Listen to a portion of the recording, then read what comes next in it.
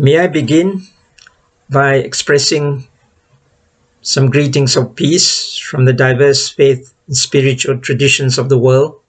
Shalom, Assalamualaikum, Namaste, Amitwofu. I would like to express my thanks and appreciation to Christian Germano and the Nuclear Age Peace Foundation and ISSIA in Hong Kong for your kind invitation to share a few reflections on the theme of this important forum, namely nuclear disarmament and climate activism. Greetings also to all the youth members of the initiative Reversing the Trend, Saving Our People, Saving Our Planet.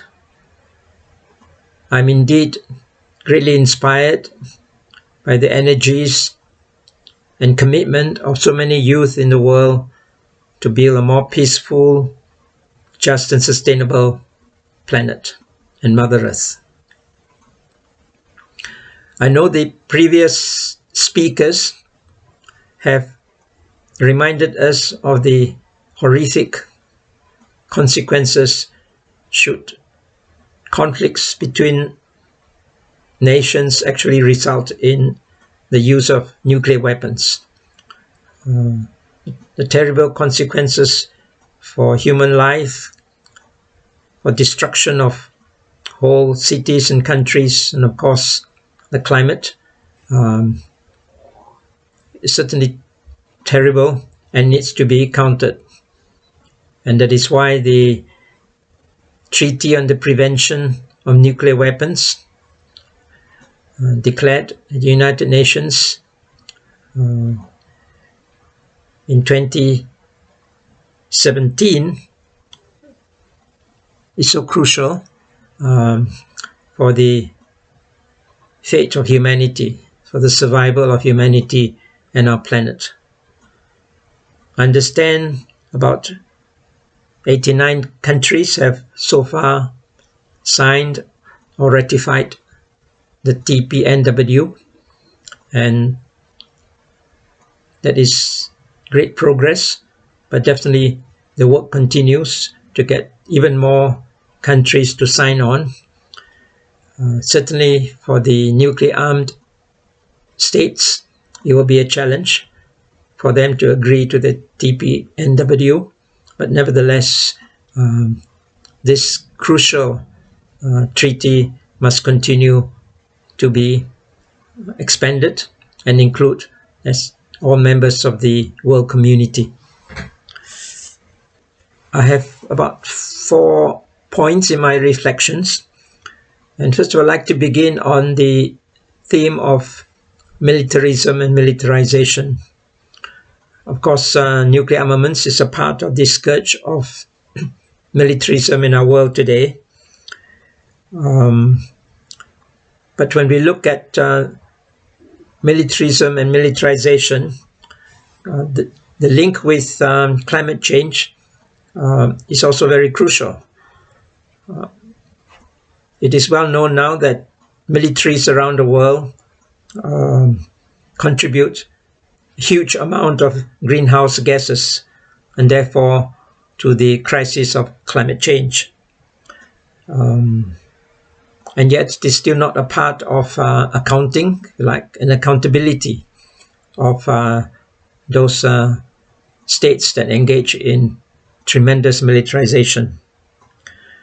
That's because fossil fuels are used in all aspects of military activities, from the production of weapons, whether nuclear or conventional, in terms of military bases, personnel, transportation, and all the other parts of the military machines and systems of countries in the world. And yet, if you note, the Paris Climate Agreement did not really deal with this issue. The greenhouse gas emissions of militaries was left to countries on a voluntary basis to reduce, control. And that is why there were efforts made at COP26 recently, where over 200 NGOs and organizations around the world appeal to all nations to include the greenhouse gas emissions of militaries at the next COP27. One recent study commissioned by the left section of the European Parliament estimated that that the militaries of the EU likely leads conservatively to greenhouse gas emissions equivalent to quote-unquote 14 million average cars. 14 million average cars. So if you think of all the data, if they're available, of the greenhouse gas emissions of all militaries in the world, we're looking at a very substantive component of greenhouse gas emissions that aggravate and increase climate change crisis today. And therefore, the campaign to demilitarize not just of nuclear weapons but conventional armaments is very crucial to reducing carbon emissions in the world and therefore help to address climate change.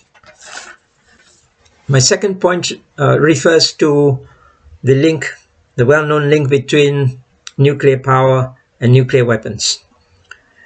Now, of course, nowadays, in responding to the climate crisis, the nuclear power industry and many countries and even a few climate scientists have argued that because nuclear power has zero carbon emissions at source, therefore the increased use of nuclear power can contribute to addressing climate change. But of course, in reality, it is never zero carbon emission. The extraction of uranium needed for the nuclear power industry, the refining, the processing, transportation, and all the logistics involved do emit greenhouse gas emissions. Then, of course, there is the issue of nuclear wastes. Nuclear power stations produce a lot of wastes, and in trying to dispose of those highly radioactive wastes safely, quote unquote, there will be activities that result in more carbon emissions. Of course, nuclear power links to nuclear proliferation because the nuclear stations that produce nuclear fuel for producing energy and power also produce the enriched uranium, and at the end of the cycle, the plutonium-29 that are involved in the production of nuclear weapons. I'm not saying that all nuclear power plants engage in such enrichment activities that lead to material that can go into nuclear weapons. But nevertheless, if we follow the logic of those who argue that nuclear power has zero carbon emissions and therefore needs to be expanded to address climate change, we'll be looking at many, many more nuclear power plants in the world, in many countries, and therefore the potential for more nuclear proliferation exists. There can also be quote-unquote attacks on nuclear power stations in conflict, and this can of course also result in great damage to health and also destruction of societies when that happens. It's also possible for quote-unquote theft of nuclear materials from nuclear power stations to happen, which can in turn lead to what are called the so-called dirty bombs. And so that raises the dangers of nuclear proliferation. And last but not least, we know nuclear power plants can suffer from accidents. With long time back at Sellafield in the UK, of course Chernobyl, and most recently, about 10 years ago, Fukushima. I had a chance to visit the restricted zones around the Fukushima stations a year later, and I could witness the vast devastation that took place. And even in some of the towns outside the restricted zones, Japanese nuclear scientists with us recorded levels of radiation which are really not safe for human health in the long run. And therefore, we need to rethink the use of nuclear power in the world, especially in terms of trying to address climate change. The third point I would like to make has to do with the need to really understand and analyze the geopolitical and economic and strategic tensions and conflicts which can lead actually to nuclear confrontation and nuclear war between nuclear armed states. We have seen recently the rise of tensions in the whole Pacific area of the South China Sea, the East China Sea, and the West Philippine Sea. I know China has claimed through its 9-dash line virtually almost all of the South China Sea. It has militarized islands in that area, artificial islands, and therefore controls resources available in that region. And in response, the nuclear armed states such as the US or the UK, Australia and so on, not Australia, but certainly it has taken part in naval exercises. And this then increases the tensions in the area, and therefore that can lead to accidents, which in turn can create a nuclear conflagration. We have seen the tensions over Taiwan and the People's Republic of China. The emergence of a so-called new Cold War between the West and its allies and China is rising. The formation of the AUKUS, the new security alliance between the US, the UK and Australia, which will involve Australia getting hold of nuclear-powered submarines, which increases its reach and therefore increases the instability in that region.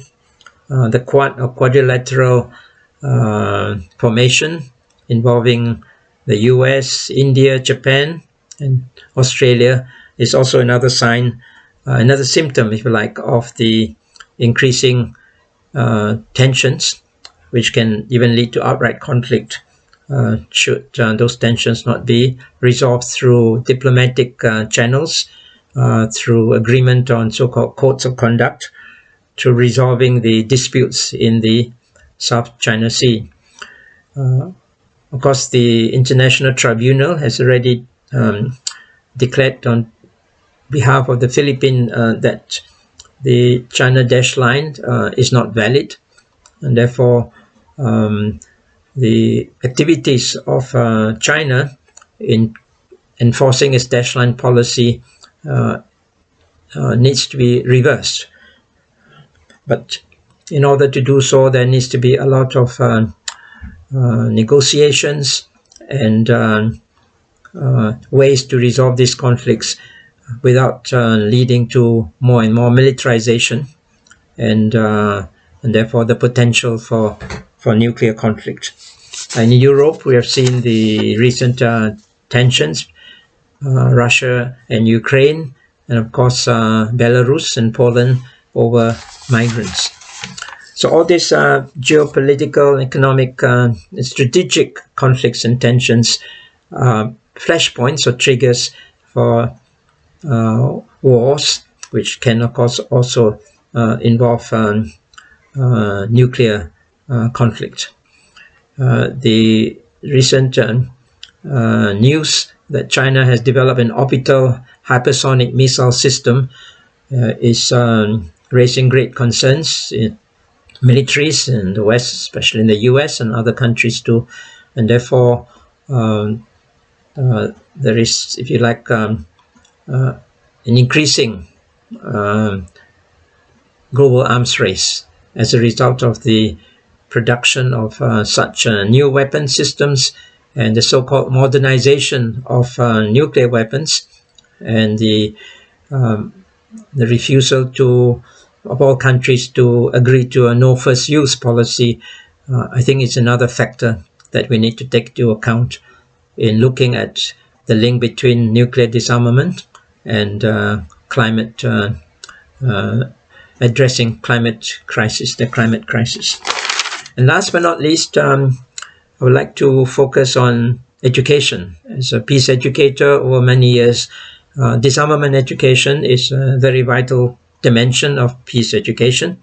Through disarmament education, all peoples from all levels of life, from the very young age through to basic schooling, all the way to higher education for those who get into higher education institutions, the wider communities and adults, I think, need to, through education, understand that the logic of deterrence, which underpins the rise of nuclear armaments, is really outdated. And yet deterrence is now still used as a rationale for countries to continue to hold on to the nuclear weapons, or even to stimulate other countries to desiring to obtain nuclear weaponry. But I would like to argue that while we are educating for and for the abolition of nuclear weapons, I think we should do it within the wider context of education to end all forms of militarization in the world, because militarism and militarization lies at the roots of the great inequalities. It's one of the roots of the great inequalities and injustices in the world that we face today, that leads to even greater poverty and hunger in the world. And unless we are able to overcome all forms of militarization, huge amounts of resources, trillions of dollars, are spent on weapons, nuclear or conventional, which could otherwise and should be used to meet the basic needs and the dignities and human rights of all peoples of the world. And certainly at the United Nations, there are countries that are in support of the treaty for the prohibition of nuclear weapons, and they need to continue to do so and to put pressure on the nuclear armed states to agree to non-proliferate, to reduce their nuclear armaments, and eventually to sign on to the treaty. But apart from member states, of course, there are many NGOs in the world, of course, including the Nuclear Age Peace Foundation and the Youth Initiative, which I think is really playing a crucial role in bringing about a nuclear disarmed world, a world that will be more peaceful, free of the dangers of the potential Holocaust, and ultimately a world where all human beings can live together in peace, justice, and sustainability with our Mother Earth. So thank you very much for this opportunity to share a few reflections, and I wish the Youth Initiative, Reversing the Trend, Save Our People, Save Our Planet, all the best in your vital work and energies. Thank you and goodbye.